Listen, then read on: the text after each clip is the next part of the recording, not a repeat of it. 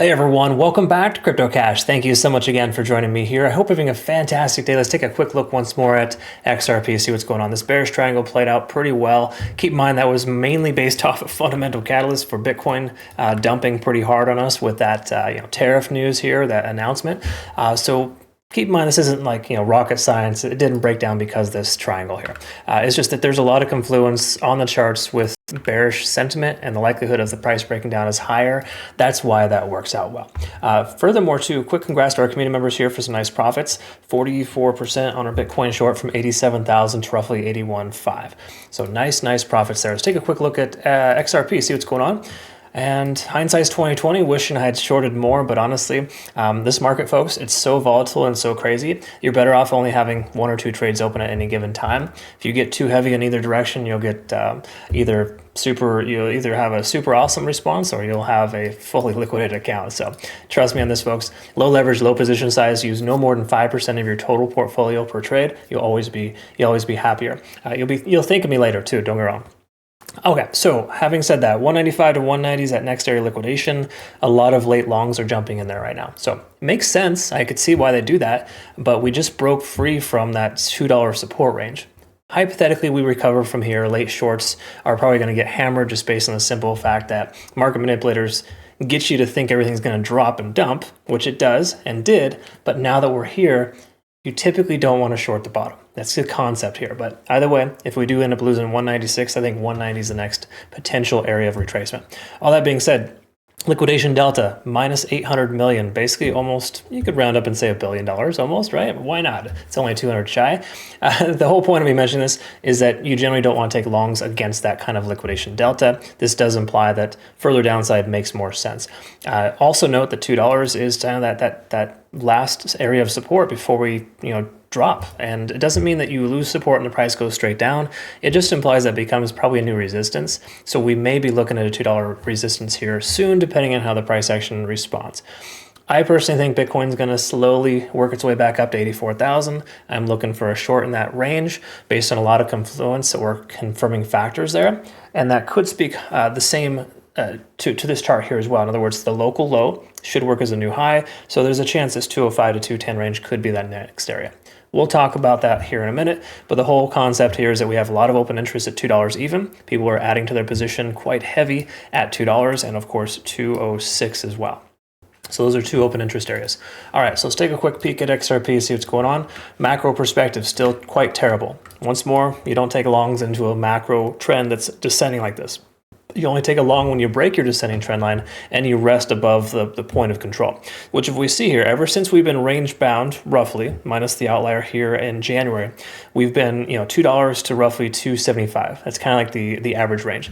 Right smack dab in the middle of that is 241. That's the resistance range for this level, this coin rather. So if we do see a relief rally, just say for example, price continues to run up, a short at 240 is absolutely practical.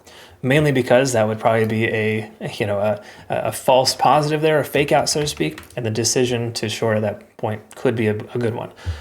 Now, don't take a short at that level between now and then just in the blind. You don't do that.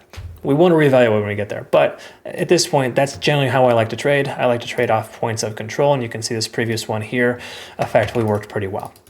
We actually shorted that level at, I think it was 237, 238, and we shorted all the way down to like the low 210 range. Okay, so having said that, let's take a quick look. We can recognize that we're under 50 in the RSI. Money flow index is lower. These are all areas of potential pivot, but I don't really trust this here, folks. This is 1, 2, 3, 4, 5, 6, 7, 8, 9, 10 attempts to break $2. I can tell you what, folks, I don't know if you've tried to I've never tried to kick a door down, but it's a good metaphor. If you try to just consistently break something, it'll inevitably break, right?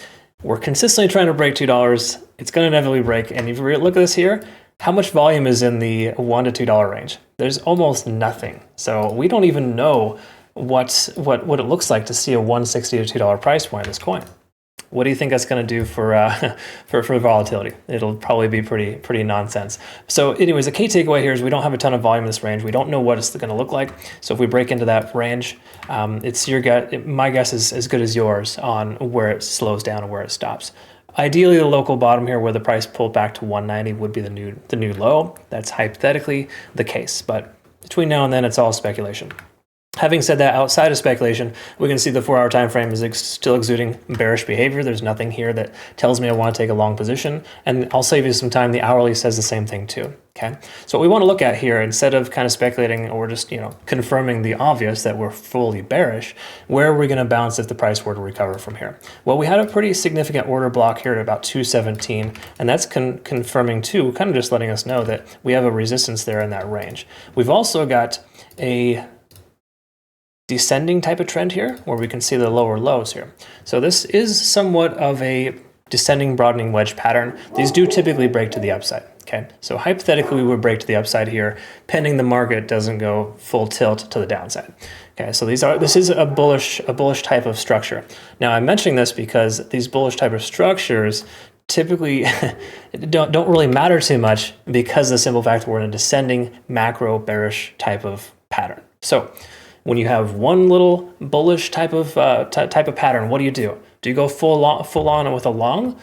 No, you don't do that because this is a bullish structure with a bearish environment. Okay, so it's a small outlier. This is a constellation. You don't trade on that. The other constellation is that $2 is that support level. So hypothetically, we see a bounce from here. That would make sense based on Bitcoin.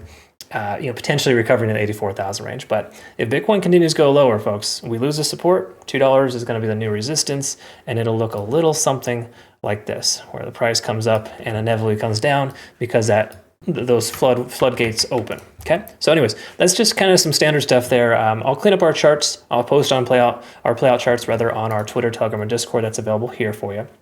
Make sure you check out Bitunix too, folks. Awesome exchange, no KYC or VPN required for them.